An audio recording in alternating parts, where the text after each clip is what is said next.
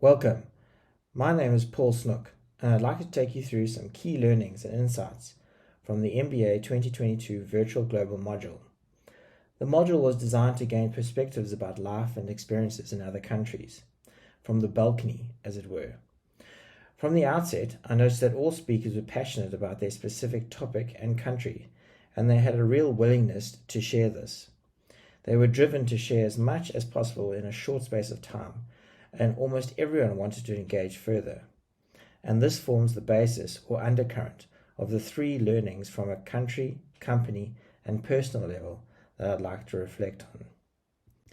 Beginning from a macro or country level and reflecting on the mega trends as identified from VJ, one of these was the hyperconnectivity or ubiquitous connectivity, the idea that everything and everyone is connected seamlessly, that you do not even realize the data and information being passed between corporate giants and small-town businesses. Tech giants snooping into our lives. The idea of privacy is gone. We do live in a borderless world. With this also comes the consequence of experiencing all disruptions as we felt with COVID and are currently experiencing with global rising interest rates. VJ spoke of 5 megatrends, translating to 5 global wicked problems, one of which is connectivity. He broached the concept of a new approach to innovation, connectivity becoming more crowdsourced as a better way to innovate. A very practical example of this is Eskom, who are actually crowdsourcing skills in this way at the moment. Alphabet has been able to be agile and innovate. In a small crisis, power is centralized. When it's massive, power devolves to the right level. Empowerment is at the right level. Local managers with the understanding that integrity is maintained. This is the key to embracing ubiquitous connectivity and using it as a new approach to innovation, crowdsourcing through connectivity. We have to rethink our understanding between markets, governments, NGOs, and cooperatives and universities. We need a better balance between investment in infrastructure, education, health, and climate change. A better balance than we have had over the last 40 years. From a MISO or company level, Papasao's journey was a practical reflection of a very real crisis facing many businesses today.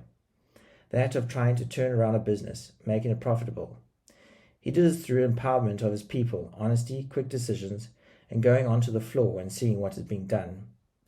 Genshi Genbetsu from the Toyota Way. South Africa can take this lesson and employ it at a local municipal government level. Get the councillors out into the streets, go and see, interact with honesty to set things straight, and get everyone involved. Papasao's experience was almost a textbook lecture acted in reality, talking about empowerment, honesty, about how he turned about MTN Guinea, about making quick decisions authentically. I believe South Africa can take lessons from this and directly implement in almost every facet. If we looked at local government, for example, applying this methodology, one would almost certainly start turning around failed municipalities and providing services to its constituents.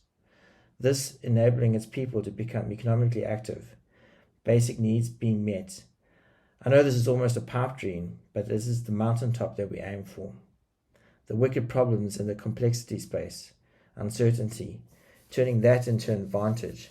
This is how South Africa can take something away.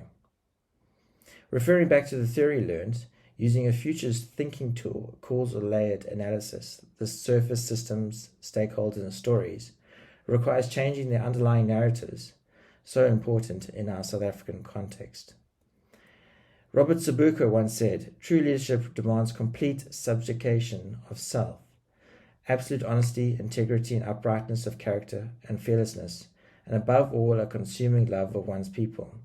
And I feel this sums up how Papasao turned MTN Guinea around through authentic, decisive decision-making. And finally, from a micro or personal level, teamwork is critical more than ever. One key to building our country is growing the manufacturing sector, increasing our GDP.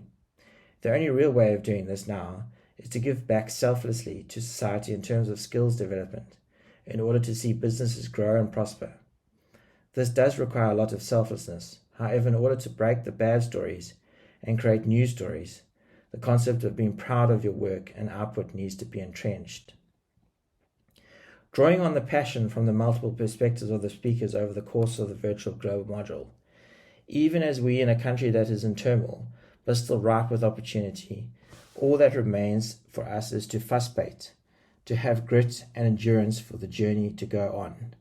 Nyamazela.